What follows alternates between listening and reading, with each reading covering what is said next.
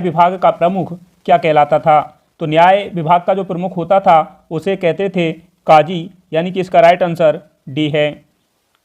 अगला प्रश्न है, निकोलो कॉन्टी देवराय प्रथम के शासनकाल में विजयनगर की यात्रा पर आया था। यह किस देश का निवासी था? देखिए ये आपसे बहुत पूछा गया है कि निकोलो कॉन्टी किसके दरबार में आया था, तो आप याद रखेंगे देवराय प्रथम विजयनगर का शासक था।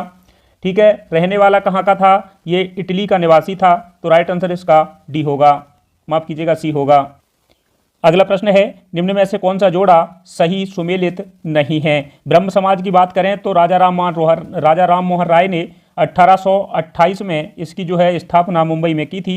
आर्य समाज की बात करें तो स्वामी दयानंद सरस्वती ने 1875 में मुंबई में इसकी स्थापना की थी। ब्रह्म समाज माफ कीजिएगा ये कलकत्ता में की गई थी। ठीक है, आर्य समाज मुंबई में की गई थी। प्रार्थना समाज की अगर हम बात करें तो ये 1867 में आत्माराम पांडुरंग ने अपने साथियों के साथ मिलकर के जो है इसकी स्थापना की थी। देव समाज की अगर हम बात करें तो इसकी स्थापना 1887 में की गई थी, परंतु ये केशव चंद्र सेन ने नहीं की थी बल्कि शिव नारायण अग्निहोत्री के द्वारा की गई थी। तो इस प्रश्न का राइट आंसर डी होगा। अगला प्रश्न है, गदर पार्टी की स्थापना कब हुई थी? तो गदर पार्टी आप सभी जानते हैं कि संयुक्त राज्य अमेरिका के शहर सैन फ्रांसिस्को में इसकी स्थापना 1913 में सोहन सिंह भाकना और लाला हरदयाल के द्वारा की गई थी। तो आप ये याद रख सकते हैं कहाँ की गई थी, सैन फ्रांसिस्को अमेरिका में। अगला प्रश्न है, दुनिया के मजदूरों एक हो, यह नारा किसने दिया था? तो ये जो नारा दिया गया था दुनिया के मजदूरों एक हो जाओ, ये जो है कार्ल मार्क्स के द्वारा दिया गया था। तो इस प्रश्न का राइट आंसर सी होगा। अगला प्रश्न है, सूर्य के बाह्य भाग को क्या कहा जाता है? सूर्य का जो बाह्य भाग है उसे कहते हैं सूर्य किरीट या फिर कोरोना। तो इसका राइट आंसर है ए, लेकिन आपको याद रखना है इसे सूर्य का मुकुट भी कहा जाता है। सूर्य ग्रहण जब होता है तो कोरोना ही हमें दिखाई देता है और उसी से हमें प्रकाश भी प्राप्त होता है। तो आप ये भी याद रखेंगे। अगला प्रश्न है, हिंद महासागर का सबसे गहरा गर्त कौन सा है? देखिए यहाँ से प्रश्न अक्सर बनते हैं एग्जाम में, तो आप याद रखेंगे कि हिंद महासागर का पूछा है तो आप बाकी के जो भी महासागर हैं उन सभी के याद रखें। तो इसका राइट आंसर तो बी होगा, लेकिन आपको याद रखना है इन सभी को ताकि हो सके कि आपके एग्जाम में जब भी यहाँ से प्रश्न बने और आप उसको आसानी से कर पाएँ। देखिए अगर हम बात करें सबसे गहरा गर्त जो है माना जाता है मेरियाना ट्रेंच, और ये जो है प्रशांत महासागर का है, इसलिए प्रशांत महासागर का भी सबसे गहरा गर्त होगा ये।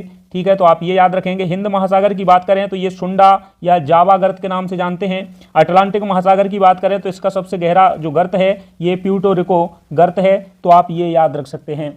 और अगला बचता है आर्कटिक महासागर, इसका सबसे गहरा गर्त यूरेशियन बेसिन को माना जाता है। अगला प्रश्न है, निम्न में से कौन सी नदी सबसे अधिक देशों से होकर बहती है? तो इस प्रश्न का राइट आंसर होगा क्या? डैन्यूब नदी। डैन्यूब नदी जो है ये यूरोप में बहने वाली प्रमुख नदियों में से एक है। तो इसका राइट आंसर डी है। आइए जानते हैं डैन्यूब नदी के बारे में, अक्सर एग्जाम में पूछा जाता है। तो आप याद रखेंगे कि जो डैन्यूब नदी है इस नदी का जो उद्गम है ब्लैक फॉरेस्ट जर्मनी से होता है। आप याद रखेंगे ये भी कई बार पूछा गया है कि ब्लैक फॉरेस्ट कहाँ पर है, तो ये जर्मनी में है, यहाँ से डैन्यूब नदी निकलती है। इसका समापन काला सागर में होता है। इसकी लंबाई की बात करें तो 2842 किलोमीटर है। यूरोप की वोल्गा के बाद में दूसरी सर्वाधिक लंबी नदी है। यूरोप की सबसे लंबी नदी वोल्गा नदी है, दूसरी सबसे लंबी नदी डैन्यूब नदी है। सर्वाधिक अगर बात करें तो ये 10 देशों से होकर के बहती है। तो आप याद रखेंगे डैन्यूब नदी इंपॉर्टेंट है। अगला प्रश्न है, शिलांग इनमें से किस पहाड़ियों पर स्थित है? शिलांग की अगर हम बात करें तो आप सभी जानते हैं कि मेघालय की राजधानी है शिलांग। तो शिलांग जो है ये खासी पहाड़ियों पर स्थित है। इसका राइट आंसर बी है। अगला प्रश्न है, कोल्डेरू झील किस राज्य में स्थित है? कोल्डेरू की अगर हम बात करें तो ये मीठे पानी की जो है झील है और ये आंध्र प्रदेश में स्थित है। इसका राइट आंसर